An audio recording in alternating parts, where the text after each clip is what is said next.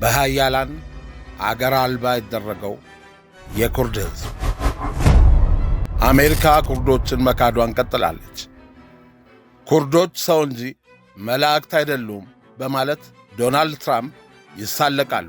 And as I said, they're not angels. They're not angels. If you take a look, you have to go back and take a look.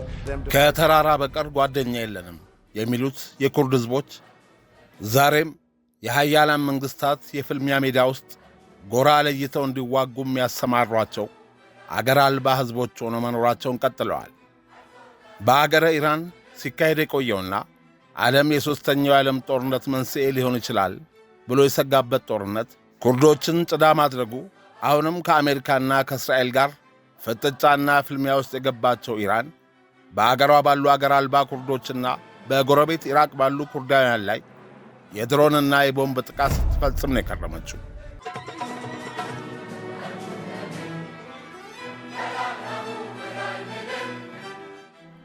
አሜሪካ የራሷን ጦርነት እንዲዋጉ በኢራንና በአጎራባች አገራት በተለይም የኢራን ኩርዶችን መቀስቀስና መሳሪያ ማስታረቅ መጀመሯ መሰማቱን ተከትሎ በርካታ መንግስታት እርምጃው አካባቢውን ወደማያባራ ጦርነት ውስጥ ይከታል በማለት አስጠንቅቀዋል።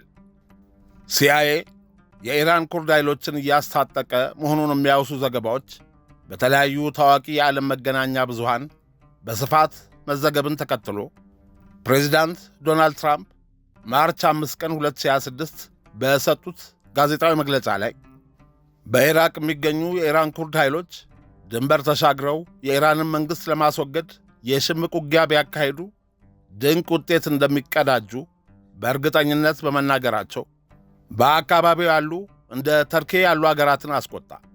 ከቀናት በኋላ ዶናልድ ትራምፕ በአደባባይ እንደምታውቁት የኩርድ ሕዝብ ወዳጃችንና አጋራችን ነው፣ ነገር ግን በዚህ ጦርነት እንዲሳተፉና ጦርነቱ ከቀድሞ የበለጠ ውስብስብ እንዲሆን አንፈልግም ሲሉ ተናገሩ።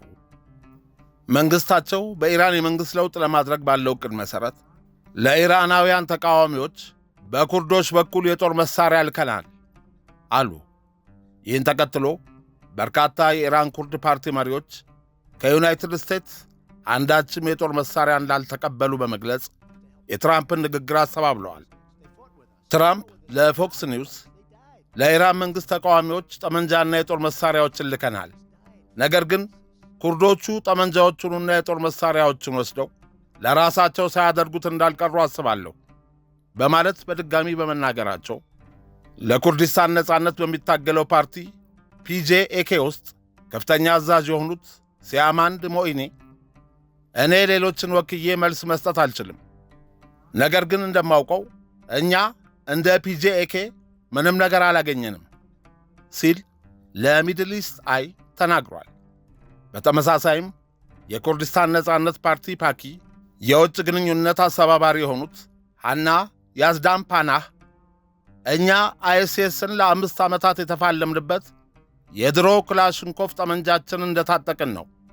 አይኤስአይስን ስናሸንፍ የማረክነው ምታችንን ፈርቶ የተዋቸውና አዝረክርኮ የሄደውን መሣሪያዎች አሁንም ከየወደቀበት እየሰበሰብን ነው። ከአሜሪካ ምንም አይነት መሣሪያ አልተቀበልንም ስትል የትራምፕን ንግግር ሐሰተኝነት አጋልጣለች። እያንዳንዳቸው ወደ 10 ሺዎች የሚጠጉ ተዋጊዎች ያሏቸው የኢራን ኩርድ ፓርቲ መሪዎች የአሜሪካ መንግሥት እርስ በእርሱ የተጣረሰ መግለጫ አስገርመዋቸዋል። ፌብሩዋሪ 8 የተጀመረውን አሜሪካና እስራኤል በጥምረት በኢራን ላይ በከፈቱት ጦርነት ሰራዊቶቻቸው አልተሳተፉም። ይሁን እንጂ የኢራን እስላማዊ አብዮታዊ ዘብ የኩርድ ይዞታዎችን በድሮንና በሚሳኤል ሲደበድብ ነው የሰነበተው። ማርች 13 ቀን 2026 የኢራን ኩርድ ሕዝቦች የነጻነት ፓርቲ ከሞሱል በስተሰሜን ምስራቅ በሚገኘው የባሺቃ ተራሮች ውስጥ የነበሩት ምሽጎቻቸው በኢራን ጦር ድሮኖች ኢላማ ተደርጎ 2 አባላቱ በጥቃቱ እንደተገደሉ የኢራን ኩርዶች የነጻነት ፓርቲ አስታውቋል።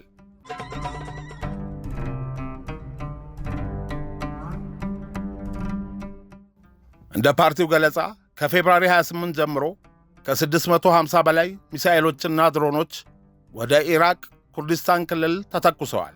ይህም 14 ሰዎችን በመግደል 93 ሰዎችን አቁስሏል። ከሟቾቹ ውስጥ 5ቱ የፓኪስታን የኮማላና የካባትን ጨምሮ የኢራን ኩርድ ተቃዋሚ ፓርቲዎች አባላት ናቸው። በአፕሪል ወር አጋማሽ ላይ በኤርቢል ግዛት ኮያ በሚገኘው የፒዲኪ ጦር ሰፈሮች ላይ 3 የድሮን ጥቃቶች መፈጸማቸውን የኩርድ የደህንነት ምንጭ አስታውቋል።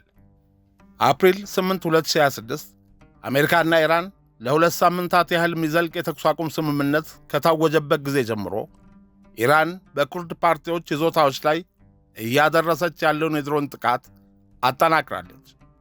አፕሪል 14 ቀን 2026 በኢራቅ ኩርዲስታን ግዛት ሱሊማንያ ውስጥ በምትገኘው ኩርዲስታን ኮማላ የምትኖር ትዊለርስ የምትባል የ19 ዓመት ሴት ተዋጊ በጋዛል ሙላን በተደረገ ጥቃት ተገላለች።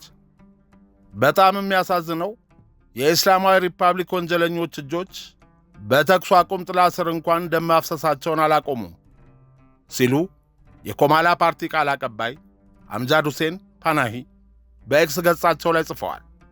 ከጦርነቱ በፊትም ቢሆን በኢራቅ የሚገኙ የኩርድ ይዞታዎች ላይ ባለፉት ዓመታት በተደጋጋሚ በኢራን ኢላማ ሆነዋል። ቴህራን እነዚህም ቡድኖች በ10 ዓመታት ውስጥ በተለያዩ መንገዶች ኢላማ አድርጋለች ብለዋል። የኩርዲስታን አርበኞች ኅብረት የዛንያሪ ኤጀንሲ የቀድሞ የሰላላ ባለሥልጣን የነበሩት ራንጅ ታላባኒ ለሚድል ኢስት አይ ዘጋቢ እንደተናገሩት የኩርድ ሕዝብ በሚኖርባቸው አካባቢዎች የሚሰነዘረው ጥቃት አሁንም የኢራንን አገዛዝ ለማዳከም በቀጣይ ጊዜያት በአካባቢው የሚኖረው የኩርድ ማኅበረሰብ ምንም አይነት ሚና እንዳይጫወት የሚያስጠነቅቁ ቋሚ ማሳሰቢያዎች ናቸው ብለዋል። ምንም እንኳ ቁጥራቸው ውስን ቢሆንም እነዚህ ለኩርዳውያን ነጻነት የሚታገሉ ቡድኖች በድንበር ላይ ብቻ ሳይሆን በአገሪቱ ውስጥም በህቡ በመንቀሳቀስ ችግር የመፍጠር አቅም እንዳላቸው የኢራን እስላማዊ አብዮታዊ ዘብ ይረዳል። የአሜሪካ መንግሥት የኢራን ኩርድ መሪዎችን ድጋፍና ትብብራቸውን የጠየቀው የኩርድ ሕዝብን ያቀፉ ቡድኖች ከልዑል አልጋ ወራሽ ሻህ ሬዛ ፓህላቪ ይልቅ ለሥርዓቱ የበለጠ የሚያሰጉና ጠንከር ያለ እንቅስቃሴ ለማድረግ የሚያስችል አቅም እንዳላቸው ከቴህራን ይደርሰው የነበረውን የስለላ ሪፖርት ዋቢ በማድረግ እንደሆነ መገንዘባቸውን ተናግረዋል። የኩርድ ሕዝቦች የነጻነት ንቅናቄ ከፍተኛ ባለሥልጣን ማውሎዲ በኩርዶች ላይ የሚሰነዘሩ ጥቃቶችን ለማስቆም አሜሪካ እርምጃዎችን እንደምትወስድ ተስፋ ያደርጉ እንደሆነ ተጠይቀው አሜሪካውያን እንደዚህ አይነት እርምጃዎችን የመውሰድ ልምድ እንዳላቸው አላውቅም፣ ነገር ግን እርምጃ መውሰድ ሳይሆን እስካሁን በኩርዶች ላይ የሚሰነዘሩ ጥቃቶችን እንኳን አላወገዘችም። ይህን ስል አሜሪካ ጥቃቶችን ለማስቆም አትችልም ማለት አይደለም።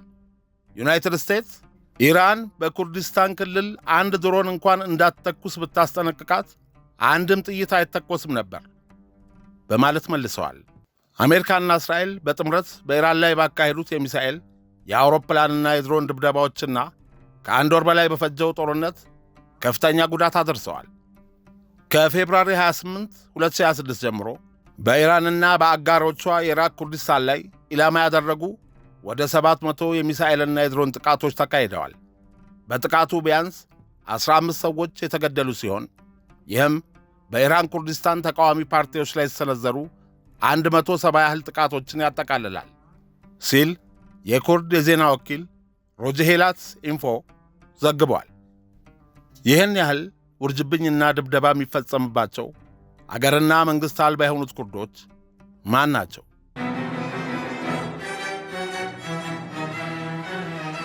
ለፕላኔታችን ጉልህ የስልጣኔ ምንጭ በሆነው ኤፍራጥስና ጤግሮስ ወንዞች መካከል በመካከለኛው ምስራቅ የተመሠረተው ጥንታዊው የሜሶፖታሚያ ስልጣኔ ባለቤቶች ነበሩ። የአሁኑ ዘመን ኢራንና ቱርክ አብዛኛውን ክልልና በመጠኑም ኢራቅንና የሶርያን ያካለለ ሰፊ ግዛት ላይ በቀደምትነት በመስፈር የኩርድን ሕዝብ የሚስተካከለው የለም። የታሪክ መዛግብት እንደሚሉት የኩርድ ሕዝብ ደጋማውን የሜሶፖታሚያ ስፍራ ይዘው መኖር ከጀመሩ ከ7000 ዓመታት በላይ ሆኗቸዋል። ይህ ሁሉ ግን ነበር ብቻ ነው። እነዚህ ሕዝቦች እንዳለመታደል ሆኖ ዛሬ የራሳቸው የሆነ ሉዓላዊ አገር የላቸውም። በድንበር በተገናኙት የቱርክ፣ ኢራቅ፣ ሶሪያ፣ የኢራንና አርመንያ መጋጠሚያ ውስጥ በሚገኝ ተራራማ ስፍራ በ5 አገራት ተከበው ይኖራሉ። እነዚህ በምስራቅ አናቶሊያ የታውሮስ ተራሮችና በምዕራብ ኢራን ውስጥ ባሉት የዛግሮስ ተራሮች መካከል የሚኖሩ የአንድ ዘርና ቋንቋ ባለቤት የሆኑ ሕዝቦች በ75,000 ስኩዌር ማይልስ መሬት ላይ ሰፍረው የሚኖሩ ቢሆንም ኩርድ የሚባል አገር በካርታ ውስጥ ይካተት ቢባል በአካባቢው ያሉ ወደ 6 አገራትን ሊውጥ ስለሚችል የኢራን የኢራቅና የቱርክ መንግሥታት ረግጠውና ማንነታቸውን አጥፍተው ቀይ አልባዎች አድርገዋቸዋል። አረቦች፣ ሞንጎሎች፣ ሩሲያውያን እንዲሁም በኦቶማን ቱርኮች በእንግሊዝና በፈረንሳይ ቅኝ የተገዙት ኩርዶች ከምንም በላይ ለቀያቸው ካላቸው ትልቅ ፍቅር የተነሳ ምድራቸው በተለያዩ አገሮች ተቆራርሶ ቢወሰድም እነርሱ ግን እስከ ዛሬ ማንነታቸውንና መሬታቸውን ሳይለቁ እነሆ ይኖራሉ።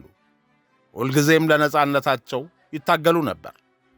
የሳቨረስ ውል በ1913 ዓ.ም ላይ በተፈረመበት ወቅት በፊት ኦቶማኖች ያስተዳደሩት የነበረው የኩርዲስታን ሰፊ ግዛት ለኩርዶች ሉዓላዊ አገር ሆኖ ይሰጥ የሚል ሐሳብ ተራምዶ ነበር። ይሁን እንጂ በኩርዶቹ አያሌ የደም አፋሳሽ ዓመጾች ያልተደሰቱት ፈረንሳይና እንግሊዝ የኩርዶችን የነጻ አገርነት ጥያቄ ውድቅ በማድረግ የኩርዲስታንን ይዞታ ለቱርክ፣ ለኢራቅና ለኢራን ሸንሽነው በማከፋፈል ይዞታ አልባ አደረጓቸው። ከ2 ዓመታት በኋላ የተደረገው የላውዜን ስምምነት የኩርዲስታኑን ይዞታ ለ3 ጎረቤት አገራት ከፋፍሎ የመስጠቱን ተግባር ሕጋዊ ዕውቅና በመስጠት አጸናው።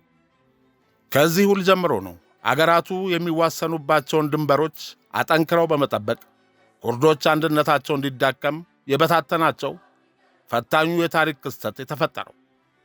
ኩርዶች ለየአገራቱ ተከፋፍለው ተሰጥተው እንዳይገናኙ በድንበር ታጥረው ከቅርብ ርቀት ማዶ ለማዶ እየተያዩና በየአገሩ እየባዘኑ መኖር ዕጣ ፈንታቸው ሆኖ ክፍለ ዘመናትን ዘለቀ። ኩርዶች አገር የመሆን መብት ሆን ተብሎ እንዲነፈጋቸው ያደረጉት ምዕራባውያን አንደኛ የኩርዶች አይበገሬነት በቀጣናው ያለውን የተፈጥሮ ጸጋ እንዳሻቸው ለመጠቀም እንቅፋት ሆኖ ስለታያቸው እንደሆነ ይነገራል።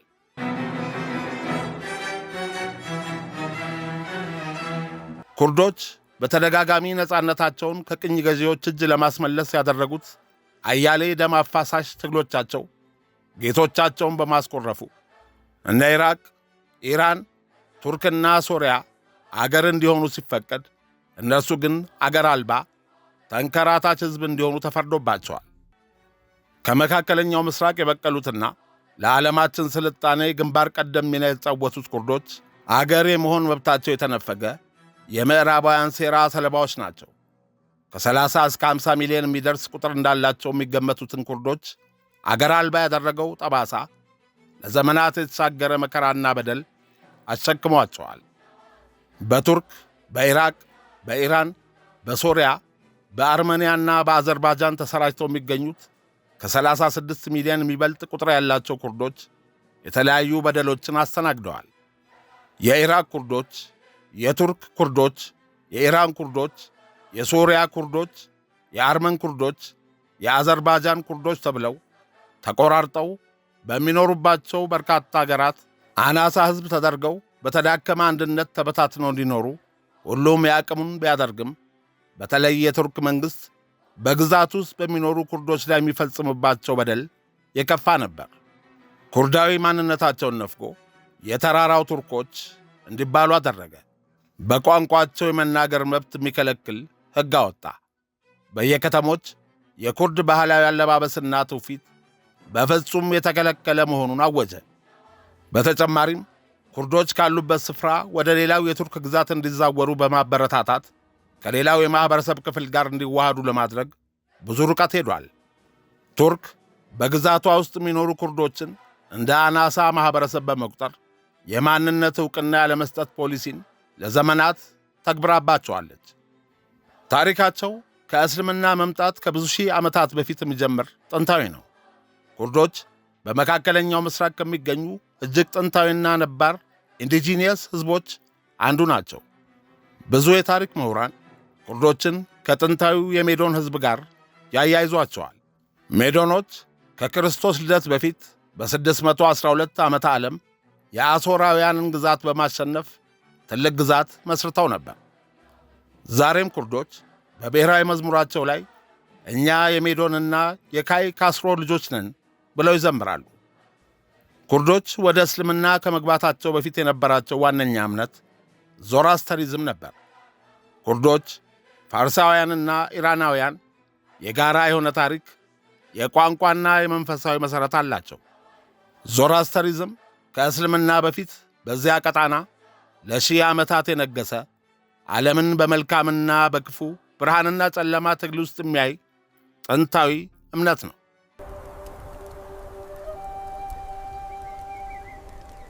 ኩርዶች ወደ እስልምና መግባት የጀመሩት በሰባተኛው ክፍለ ዘመን በዑመር ኢብኑል ኸጣብ ዘመን በነበረው የእስልምና መስፋፋት ወይም ኢስላሚክ ኮንኩዌስት ወቅት ነው። እስልምና ወደ ኩርዲስታን ከገባ በኋላ አብዛኛው የኩርድ ሕዝብ የሱኒ እስልምና ተከታይ ሲሆን ጥቂት የማይባሉ የሺዓ እስልምና እምነት ተከታይ ኩርዶችም በኢራቅና በኢራን ድንበሮች አካባቢ ይገኛሉ። በኩርዶች ዘንድ የሱፊዝም መንፈሳዊ አስተምህሮ ትልቅ ቦታ ነበረው። በእስልምና ታሪክ ውስጥ ከሚከበሩ መሪዎች አንዱ የሆነው ሰልሃዲን አልአዩቢ ኩርድ ነበር። የመስቀል ጦረኞችን በማሸነፍ ኢየሩሳሌምን ነፃ ያወጣው እሱ ነው። ይህ የሚያሳየው ኩርዶች ለዘመናት በመካከለኛው ምስራቅ ታሪክ ውስጥ ትልቅ የፖለቲካና የወታደራዊ ሚና እንደነበራቸው ነው። ኩርዶች ኢንዶ አውሮፓዊ ዘር ያላቸው ጥንታዊ ሕዝቦች ናቸው። በታሪክ ተመራማሪዎች ዘንድ ከክርስቶስ ልደት በፊት በሰባተኛው ክፍለ ዘመን በነበረው የሜዶን ግዛት ዘር እንደሆኑ ይታመናል። የሚኖሩበት አካባቢ ኩርዲስታን የኩርዶች ምድር የሚባለው ተራራማ ቦታ ሲሆን ይህ ቦታ ለሺህ ዓመታት ባህላቸውንና ቋንቋቸውን ጠብቀው እንዲቆዩ ረድቷቸዋል። ባጭሩ ኩርዶች አረብ የሆኑ ሙስሊሞች ሳይሆኑ የራሳቸው ዘርና ቋንቋ ያላቸው ነገር ግን የእስልምናን እምነት የተቀበሉ ሕዝቦች ናቸው። ይህን ልዩነት ማወቅ ኩርዶች ለምን የራሳቸውን አገር ይፈልጋሉ ለሚለው ጥያቄ ትክክለኛውን ምላሽ እንድናገኝ ይረዳናል። የኩርድ ቋንቋ ኩርዲሽ የራሱ የሆነ ጥንታዊ መሠረት ያለውና ከኢንዶ አውሮፓዊ የቋንቋ ቤተሰብ የሚመደብ ነው። ይህ ቋንቋ አረብኛ በዚያ አካባቢ ከመስፋፋቱ በፊት የነበረና የራሱ የሆኑ ዘይቤዎች እንደ ኩርማንጂና ሶራን ያሉት ጥንታዊ ቋንቋ ነው። የቱርክ ዘመናዊ ማንነት የተገነባው በኩርዶች ባህል፣ መሬትና ታሪክ ላይ ነው ቢባል ማጋነን አይሆንም። ቱርኮች መጀመሪያ ከመካከለኛው እስያ ወደ አሁኗ ቱርክ አናቶሊያ ሲመጡ ኩርዶች በዚያ ምድር ላይ ለሺህ ዓመታት የኖሩ ጥንታዊ ሕዝቦች ነበሩ።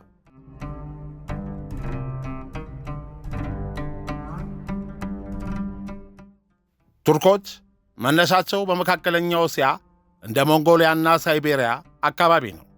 ኩርዶች ግን ከዚያ አካባቢ ቱርኮች ከመምጣታቸው በሺዎች ከሚቆጠሩ ዓመታት በፊት በሜሶፖታሚያና በተራራማው የዛግሮስ አካባቢ የነበሩ ኢንዶ ኢራናዊ ዝርያ ያላቸው ነባር ሕዝቦች ናቸው። በ1071 ዓ.ም ቱርኮች ሴልጁኮች የባዛንታይን ግዛትን አሸንፈው ወደ አናቶሊያ መግባት ጀመሩ። በዚያን ጊዜ ኩርዶች ቀድሞውኑ እዚያው ነበሩ።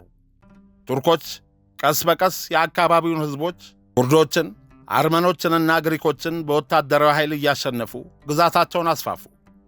መጀመሪያ ላይ ቱርኮችና ኩርዶች በሃይማኖት በእስልምና ስለሚመሳሰሉ በጋራ ኖረዋል። ይሁን እንጂ የኦቶማን ግዛት ሲወድቅና ዘመናዊቷ ቱርክ ስትመሠረት ቱርኮች መላውን ምድር የቱርክ ብቻ ለማድረግ ወሰኑ። ለኩርዶች ትልቁ የታሪክ ጠባሳ የተፈጠረው በ1920ዎቹ ነው።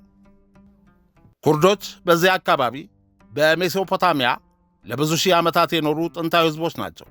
ይሁን እንጂ አንደኛው የዓለም ጦርነት ሲያበቃ የኦቶማን ግዛት ሲፈራርስ በሴፍሬስ ውል ትሪቲ ኦፍ ሴፍሬስ መሠረት ለኩርዶች የነፃ አገር ተስፋ ተሰጥቷቸው ነበር። ነገር ግን ከ3 ዓመታት በኋላ በሎዛን ውል ትሪቲ ኦፍ ሎዛን ያ ተስፋ ተሰረዘ።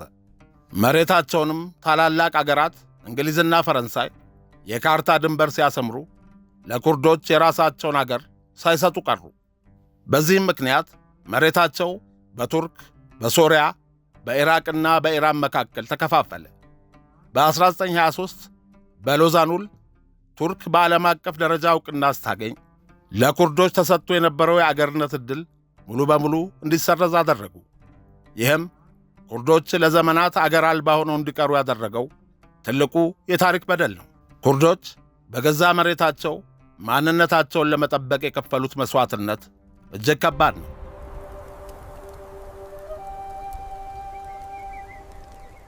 በዓለም ላይ ከ35 እስከ 45 ሚሊዮን የሚጠጉ ኩርዶች አሉ። ይህ ቁጥር ከብዙ የታወቁ ነፃ አገራት የሕዝብ ብዛት ይበልጣል። ይህን ያህል ሕዝብ በተባበሩት መንግሥታት ድርጅት የራሱ መቀመጫና የራሱ ፓስፖርት የሌለው መሆኑ ትልቅ የታሪክ ኢፍትሐዊነት ነው። ኩርዶች ከተራራ በቀር ጓደኛ የለንም የሚል መሪ ቃል አላቸው። ይህ የመጣው ዓለም አቀፍ ኃይሎች አሜሪካን ጨምሮ ለራሳቸው ጥቅም ሲሉ ለጊዜው ሲጠቀሙባቸው ቆይተው ጉዳያቸውን ከጨረሱ በኋላ ግን ለጠላቶቻቸው አሳልፈው ስለሚሰጧቸው ነው። ዓለም ስለ ብዙ ትናንሽ ብሔሮች መብት ስትጮህ ይህን ግዙፍ ሕዝብ ግን ቸል ማለቷ ፖለቲካ ከሰብአዊነት ይልቅ በጥቅም ላይ የተመሠረተ መሆኑን ያረጋግጣል። የሚገርመው ነገር በኦቶማን ዘመን ኩርዲስታን የሚለው ስም በይፋ የታወቀ የጂኦግራፊያዊ ግዛት ስም ነበር። ሱልጣኖቹ ራሳቸው በደብዳቤዎቻቸው ላይ የኩርዲስታን ገዥ የሚል ስያሜ ይጠቀሙ ነበር። ዛሬ ግን በቱርክ ኩርዲስታን ማለት እንደ ወንጀል ይቆጠራል። የዘመናዊቷ ቱርክ መስራች ሙስጠፋ ከማል አታቱርክ የቱርክን የነጻነት ጦርነት ሲያካሂድ ከኩርዶች ጋር አብረን አገርን መሠረታለን በሚል ቃል ኪዳን ከኩርዶች ትልቅ ድጋፍ አግኝቶ ነበር። ነገር ግን ድሉን ከተቀዳጀ በኋላ ኩርዶችን የተራራ ቱርኮች በማለት ማንነታቸውን ካደ። ቋንቋቸውንና ባህላቸውን ኋላ ቀር በማለት የኩርዶችን ታሪክ ከቱርክ የታሪክ መጻሕፍት በማጥፋት ሁሉም ሰው ቱርክ ነው የሚል ብሔርተኝነትን ጫነ። ቱርክ የኩርዶችን ባህል፣ ምግብና ሙዚቃ ተጠቅማ ራሷን ለዓለም ስታስተዋውቅ ባለቤቶችን ኩርዶችን ግን ሽብርተኛ እያለች ታሳድዳለች። ከማል አታቱርክ ዘረኛና ጨካኝ መሪ እንደነበር ይነገራል። እንዲያውም ሳዳም ሁሴንና ሂትለር እንደ አርአያ የሚያዩት እንደ አስተማሪያቸው የሚቆጥሩት ሰው ነበር ይሉለታል። ኩርዶችን ከመጠን በላይ ይጠላ ስለነበር የዘር ጭፍጨፋ አድርጎባቸዋል። አይበገሬዎች በመሆናቸው የነጻነት ታጋዮችን ትግል ለመበቀል የአያሌ ንጹሐን ኩርዳውያን እጅ ተቆርጧል። የኩርዶችን ዓመፅ ለማፈን በሚል ሰበብ ከ100 በላይ የኩርድ ምሁራንን በጆንያ ጠቅልለው በመስፋት ወደ ቫን ሐይቅ እንዲወረወሩ አድርጓል። በአሜሪካ ሠራሽ ጀቶች 5000 ኩርዶችን የጨፈጨፈው የ1980ዎቹ የሃላባጃው ድብደባ በኩርዶች ትዝታ ውስጥ መቼም አይጠፋም።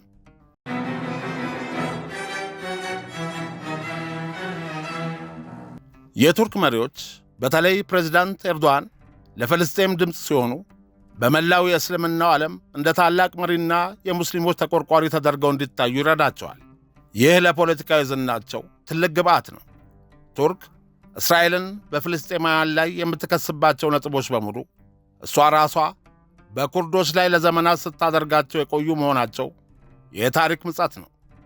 ቱርክ እስራኤልን የፍልስጤማውያንን መሬት እየነጠቀች አይሁዶችን ታሰፍራለች ብላ ትከሳለች።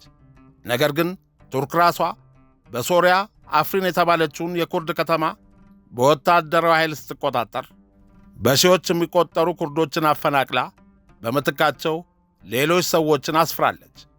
በራሷም አገር ውስጥ የአረብ ቀበቶና የቱርክ ሰፈራ በማካሄድ የኩርዶችን ስነ ሕዝብ ዴሞግራፊክስ ለመቀየር ሞክራለች። ቱርክ እስራኤልን በጋዛ ንጹሐንን ትጨርሳለች ብላ ትከሳለች። በደቡብ ምስራቅ ኩርድ ቱርኪስታን ውስጥ ባሉ ከተሞች እንደ ጄዝሬና ሱር በ2015 እና 2016 በወሰደችው እርምጃ ሙሉ ሰፈርን በታንክ አፍርሳለች። በመቶዎች የሚቆጠሩ ንጹሐን ኩርዶችም ተገለዋል። ይህ ለቱርክ የጸረ ሽብር እርምጃ ነው። የእስራኤሉ ግን ጭፍጨፋ ነው። ቱርክ ፍልስጤማውያንን በተመለከተ መብታቸው ተረግጧል፣ ማንነታቸው ተከድቷል ትላለች። ነገር ግን ቱርክ ራሷ ለ80 ዓመታት ኩርድ የሚባል የለም ስትል ኖራለች። የኩርድ ቋንቋን በትምህርት ቤት እንዳይሰጥ አግዳለች። የኩርድ ፖለቲከኞችን በማንነታቸው ብቻ እስር ቤት አጉራለች። እስራኤል ውስጥ ግን አረብኛ ዛሬም በይፋ የሚሰራበት ቋንቋ ነው። ቱርክ እስራኤልን በመቃወም በመካከለኛው ምስራቅ ያሉ ሙስሊሞችን ልብ ማሸነፍ ትፈልጋለች። ፍልስጤምን መደገፍ ለቱርክ ርካሽ የፖለቲካ ትርፍ ያስገኝላታል።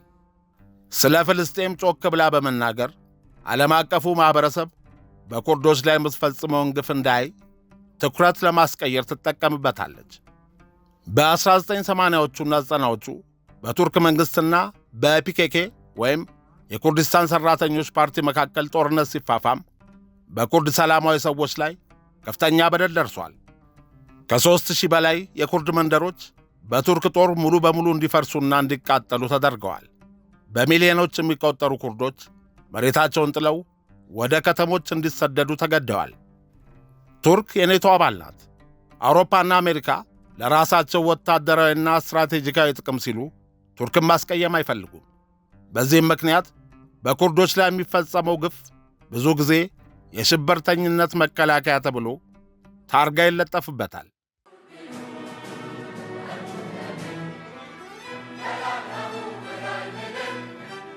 የሚገርመው ቱርኮች ለ900 ዓመታት አካባቢውን ቢቆጣጠሩም ኩርዶች ግን ዛሬም ድረስ ቋንቋቸውን፣ ባህላቸውንና እኛ የዚህች ምድር ቀዳሚ ባለቤቶች ነን የሚለውን ስሜታቸውን አለማጣታቸው ነው። የአረብ አገራት ለፍልስጤም ያላቸው ድጋፍ ብዙ ጊዜ ከሃይማኖትና ከብሔር ማንነት ጋር ይያያዛል። ኩርዶች ሙስሊም ቢሆኑም አረብ ስላልሆኑ ግን ያ የጠበቀ የወንድማማችነት ስሜት በፖለቲካው ደረጃ እንደ አረብ ጉዳይ አይደለም የሚያዩት። ኩርዶችን እንዲያውም እንደ ተገንጣይ ወይም እንደ ስጋት ይቆጥሯቸዋል። እርግጥ ነው የአረብ አገራት ለኩርዶች ድጋፍ ቢሰጡ ከቱርክና ከኢራን ጋር ግጭት ውስጥ ይገባሉ። ቱርክ ጠንካራ የሙስሊም አገር ስለሆነች የአረብ አገራት ቱርክን ላለማስቀየም ሲሉ በኩርዶች ላይ የሚፈጸመውን ግፍ ባላየ ያልፋሉ። ፍልስጤም ላይ ግን ተወቃሹ እስራኤል ስለሆነች እሷን መቃወም ለፖለቲካዊ ትርፍም ሆነ ለሕዝብ ድጋፍ ይቀላቸዋል። ዓለም አቀፉ ማኅበረሰብና ሚዲያዎችም ቢሆኑ አንዳንድ ግፎችን ትልቅ አድርገው ሌሎችን ደግሞ ትንሽ አድርገው የማቅረብ ልማድ አላቸው። ፍልስጤም ላይ የሚፈጸመው ግፍ በሚዲያ ትልቅ ትኩረት ያገኛል። ኩርድ ላይ ግን በተለይ በሶሪያና በቱርክ የሚፈጸመው ጥቃት የሽብርተኝነት መከላከያ እርምጃ በሚል ሽፋን ታፍኖ እንዲቀር ይደረጋል። በኢራቅና በሶሪያ ያለው የኩርዶች ሁኔታ ከቱርክ ጋር ተመሳሳይነት ቢኖረውም የታሪክ ሂደቱ ግን ጥቂት ለየት ይላል። በአጭሩ በኢራቅም ሆነ በሶሪያ ኩርዶች ተገፍተዋል። ነገር ግን መወረር የሚለው ቃል ለእነዚህ አገራት ሲሆን ሌላ ትርጉም ይይዛል። እንደ ቱርክ ሳይሆን ኢራቅና ሶሪያ እንደ አገር የተመሠረቱት በፈረንሳይና በእንግሊዝ መዳፍ ነው። ቱርኮች መጥተው ኩርዶችን ወረሩ። እዚህ ጋር ግን እንግሊዝና ፈረንሳይ በ1916 የድንበር ማካለል መስመር ሲያሰምሩ ኩርዶችን ያለ ፈቃዳቸው አንተ የሶሪያ ዜጋ ነህ፣ አንተ የኢራቅ ዜጋ ነህ ብለው አከፋፈሏቸው። ኩርዶች በገዛ መሬታቸው ላይ ሳሉ በድንገት አረብ በሚባሉ አዳዲስ አገራት ስር እንዲወድቁ ተደረገ። ይህ ማለት በወረቀት ላይ ተፈጸመ ወረራ ማለት ነው። ኢራቅና ሶሪያ ነፃነታቸውን ካገኙ በኋላ በሥልጣን ላይ የወጡት የአረብ ብሔርተኞች ባዝ ፓርቲ ኩርዶችን ገፍተው መሬታቸውን ለመውረር እንዲህ አድርገዋል።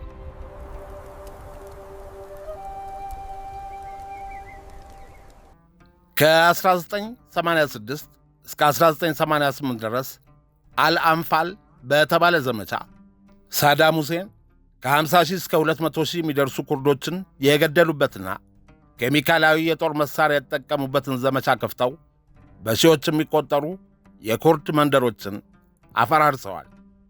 እንደ ኪርኩክ ያሉ የኩርዶችን ለም መሬቶች ቀምተው አረቦችን አምጥተው አስፍረውባቸዋል። ይህም የውስጥ ወረራ ይባላል። በ1980ዎቹ መጀመሪያ በኢራቅና ኢራን መካከል የተደረገው ጦርነት ዳፋውን በኩርዶች ላይ አሳርፏል። በዚህ ጦርነት ላይ ኩርዶች ለኢራን ወግነው ኢራቅን ወግተዋል በሚል ኩርፊያ በኬሚካል የጦር መሣሪያ በጅምላ እንዲጨፈጨፉ አድርገዋል። በዚህ ረገድ ኬሚካል አሊ የተባለ እስከ መጠራት የደረሰው የሳዳም አንድ ባለሥልጣን ለዚህ ወንጀል ግንባር ቀደም ሚና እንደነበረው በታሪክ ይወሳል። በሶሪያ ያሉት ኩርዶችም ተመሳሳይ ፍዳ በልተዋል። እስከ ቅርብ ጊዜ ድረስ የአገሪቱን ሙሉ ዜግነት አይሰጡም። የራሳቸውን ቋንቋ መናገር፣ ባህላቸውን ማራመድ በጭራሽ አይፈቀድላቸውም ነበር። በ1949 ዓ.ም የሶሪያ አረብ ብሔርተኝነት አባል እንደሆኑ የሚጠረጠሩ ኃይሎች በአንድ ቲያትር ቤት ውስጥ ባስነሱት ቃጠሎ ከ250 በላይ የኩርድ ሕፃናት ለህልፈት ተዳርገዋል። የአሳድ ቤተሰብ በ1960ዎቹ የአረብ ቀበቶ ወይም አረብ ቤልት የሚባል ፖሊሲ አወጡ። በሶሪያና በቱርክ ድንበር ላይ ያሉ ኩርዶችን አፈናቅለው አረቦችን አሰፈሩ። በሺዎች የሚቆጠሩ ኩርዶችን ዜግነት የላችሁም በማለት በገዛ አገራቸው መታወቂያ ነፈጓቸው። በሁለቱም አገራት የኩርድ ቋንቋ ታገደ። ትምህርት ቤቶች በአረብኛ ብቻ እንዲሆኑ ተደረገ። የከተማ ስሞች ከአገሬው የኩርድ ስም ወደ አረብኛ ተቀየሩ። ልክ ቱርክ ውስጥ እንደተደረገ ሁሉ የኩርዶች ታሪክ ተደምስሶ የአረብ ታሪክ አካል እንዲመስል ተደረገ። ኩርዶች የሚኖሩባቸው አካባቢያዊ መሬቶች በነዳጅና በግብርና የበለጸጉ ናቸው። ሶሪያም ሆነች ሌሎች አገራት እነዚህ መሬቶች መልቀቅ አይፈልጉም። በሶሪያ የእርስ በርስ ጦርነት ወቅት ኩርዶች አይኤስን በመዋጋት ትልቅ መሥዋዕትነት ቢከፍሉም ቱርክና የሶሪያ መንግሥት ግን አሁንም እንደ ስጋት ነው የሚያዩዋቸው። በቅርብ ዓመታት በተለይም በሶሪያ የእርስ በርስ ጦርነት ወቅት ኩርዶች ዓለምን ያስገረመ ታሪክ ሰርተዋል። ዋይፒጄ በተሰኘ የሴቶች ጥበቃ ክፍለ ጦር በሺዎች የሚቆጠሩ የኩርድ ሴቶች ጠመንጃ አንግበው አይኤስን ፊት ለፊት ተጋፍተዋል። ይህ ምናልባት በታሪክ ውስጥ እጅግ የሚገርመው ክፍል ነው። በሺዎች የሚቆጠሩ የኩርድ ሴቶች ተደራጅተው ወደ ጦር ግንባር ገቡ። አይሲሶች በሴት እጅ የተገደለ ተዋጊ ጀነት አይገባም ብለው ስለሚያምኑ የኩርድ ሴት ተዋጊዎችን ድምፅ ሲሰሙ ይሸበሩ ነበር። እነዚህ ሴቶች የሚታገሉት ለአገር ብቻ ሳይሆን በወንድ የበላይነት በሚመራው በዚያ ቀጣና ውስጥ የሴቶችን እኩልነት ለማረጋገጥም ጭምር ነበር። እነዚህ ጀግና ሴቶች ለሽብር ቡድኑ ትልቅ መርዶ ሆነው ነበር።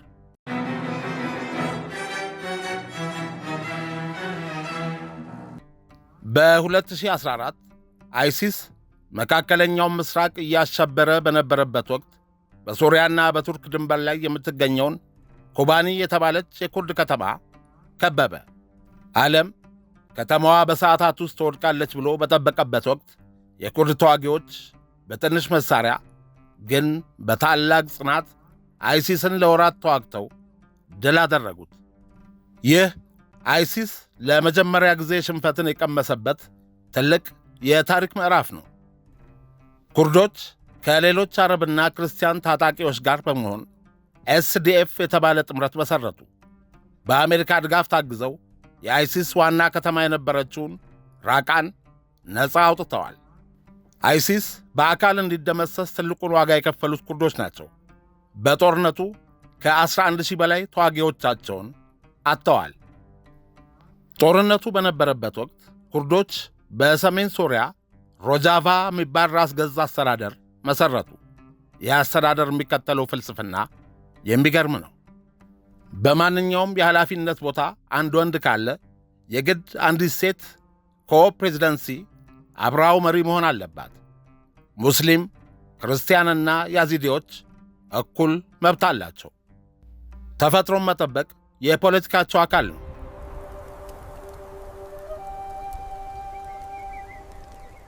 አይሲስ ከጠፋ በኋላ ግን ሁኔታዎች ተቀየሩ። ቱርክ ኩርዶች በድንበሬ ላይ መጠናከር የለባቸውም በሚል ሶሪያ ውስጥ ወታደራዊ ጥቃት ሰነዘረች። አሜሪካም ወታደሮቿን በማስወጣት ኩርዶችን ለቱርክ ጥቃት አጋልጣ ሰጠቻቸው። ይህ ነው እንግዲህ ሁሉም ነገር ድራማ የሆነባት ዓለም የሚያሰኘው። ኩርዶች ለዓለም ሰላም ተዋግተው ዓለም ግን ጀርባዋን ሰጠቻቸው። በዚህ ወቅት ዶናልድ ትራምፕ ኩርዶችን አይኤስ ለሽንፈት እንዲዳረግ የነበራቸውን አስተዋጽኦ ቢያደንቁም፣ በሌላ በኩል ደግሞ የኩርድ ታጣቂ ቡድን ፒኬኬ ከአይሲስ የከፋ የሽብር ስጋት ሊሆን እንደሚችል በመጥቀስ ኩርዶች መላእክት አይደሉም በማለት ቱርኮች እንዲጨፈልቋቸው አሳልፈው ሰጧቸው። በየሄዱበትና በያሉበት ሁሉ ተመሳሳይ ግፍ ማስተናገድ የቀጠሉት ኩርዶች ከ20ኛው ክፍለ ዘመን አንስቶ የጀመረው የአገርነት ጥያቄ ምላሽ ሳያገኝ ወደ 21ኛው ክፍለ ዘመን ተሻግሯል። የኩርድ ሕዝብ ይህን ያህል በደል ሲያስተናግድ በተደራጀ መንገድ ለመብቱ የሚታገልለት የተደራጀ ኃይል ማሰባሰብ የጀመረው ዘግየት ብሎ ነበር። በተለይ ከ1980 እስከ 1990 ዓ.ም ድረስ ባለው ጊዜ ውስጥ 2 የኢራቅ ኩርድ ቡድኖች ተመስርተዋል። በማሱድ ብራዚያን የሚመራውና የኩርዲስታን ዴሞክራቲክ ፓርቲ እንዲሁም በጀላል ታላባን የሚመራው ፓትሪዮቲክ ዩኒየን ኦፍ ኩርዲስታን የተሰኙት ፓርቲዎች ይጠቀሳሉ። እነርሱም በሰሜን ኢራቅ ሥልጣን ለመጋራት ብርቱ ትግል ሲያደርጉ ቆይተው የማታ ማታ ቢያንስ የኢራቅ አንድ ራስ ገዝ የመሆን መብትን አስከብረዋል። አንዳንድ ወገኖች በጉዳዩ ላይ እነዚህን ትንታኔዎች በማቅረብ የኩርድ ሕዝብ አገር አልባና መንግሥት አልባ የሆነባቸው ምክንያቶች የሚከተሉት እንደሆኑ ይዘረዝራሉ። አንደኛ፣ የአሜሪካና የምዕራባውያን መንግሥታት አሁን ያለውን የዓለም ካርታ የማስተካከል ዕቅድ አንዱ ሲሆን ብዙ የክልሉ አገራት በተለይ በቱርክና በኢራን ውስጥ የሚኖሩ ኩርዶች የራሳቸውን አገር እንዲመሠርቱ የሚያደርጉት ህቡዕ ድጋፍ ምዕራባውያን በተለይ አሜሪካ መካከለኛው ምስራቅን በትናንሽ አገራት ለመከፋፈል ካላት ታላቁ የመካከለኛው ምስራቅ ፕሮጀክት ጋር የተያያዘ ነው እንጂ በእውነተኛ ተቆርቋሪነት አይደለም ብለው ያምናሉ። ሁለተኛ፣ እስራኤል መንግሥትና አገር አልባ ከሆኑ ኩርዶች ጋር ያላት የቆየ ግንኙነት እንዲሁም በኢራን ያሉ ኩርዶችን በመመልመልና በመርዳት በኢራን ላይ በተደጋጋሚ ለፈጸመችው የረቀቁ ጥቃቶች ኩርዶችን መጠቀሟን መነሻ በማድረግ አንዳንድ ተንታኞች እስራኤል በኢራንና ኢራቅ ያሉ ኩርዶች አገር እንዲኖራቸውና ኩርዲስታን የተባለች አዲስ አገር እንድትመሠረት የምትፈልገው በአካባቢው ላሉ የአረብ አገራት ስጋት የምትሆን ሁለተኛ እስራኤልን ለመፍጠር ካላት ድብቅ አጀንዳ አንጻር ነው የሚል ክስ ያቀርባሉ። ሦስተኛ፣ የዘይትና የተፈጥሮ ሀብት ቁጥጥር። በተለይ በሰሜን ኢራቅና ሶሪያ ያለው ከፍተኛ የነዳጅ ዘይትና የተፈጥሮ ሀብት የሚገኘው በአብዛኛው በኩርድ ሕዝቦች መኖሪያ አካባቢዎች ነው። የአሜሪካና የምዕራባውያን መንግሥታት ልዩ ትኩረት ይህንን ሀብት ለመቆጣጠርና ለመጠቀም ብቻ በመሆኑ በአካባቢው ለሚኖሩ በሚሊዮኖች የሚጠጉ ኩርዶች ሰብአዊ መብት መከበርና የራስን ዕድል በራስ የመወሰን መብት ትኩረት አይሰጡም።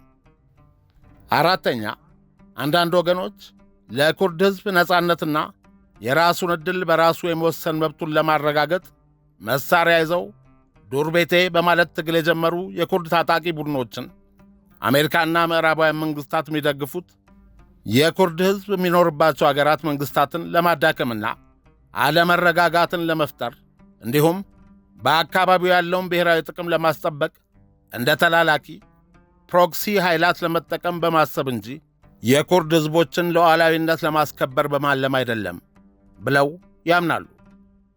ለማንኛውም የኩርድ ሕዝብ ስቃይና እንግልት አብቅቶ አገር ይኖራቸው ዘንድ እየተመኘን ጥንቅራችንን እዚሁ ላይ እናጠናቅቃለን።